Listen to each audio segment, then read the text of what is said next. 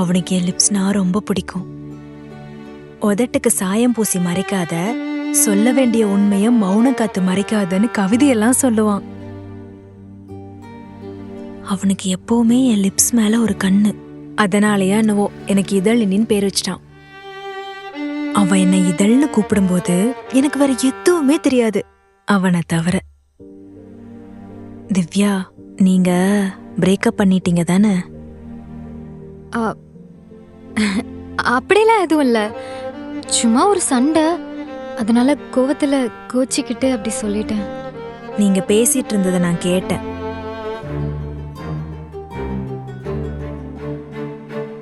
எனக்கு என்ன பண்றதுன்னே தெரியலங்க. ஏன்னே தெரியாம என்னன்னே புரியாம ராம் மேல ஒரு ஃபீலிங் வந்துச்சுல்ல, அதை யாருக்காவும் விட்டு கொடுத்துறாதீங்க. என்ன மாதிரி.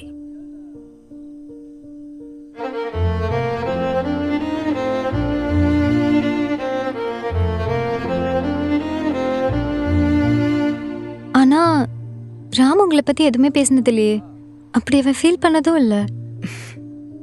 இதுல இருந்தே தெரியல அவன் கூட எவ்வளோ ஹாப்பியா இருக்கான்னு.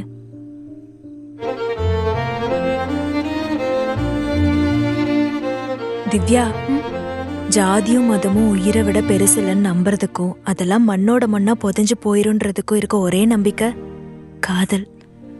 காதல் மட்டும்தான். இங்க மாற வேண்டியதும் உன் ஃபேமிலியும் சொசைட்டியும் தானே தவிர நீ கிடையாது.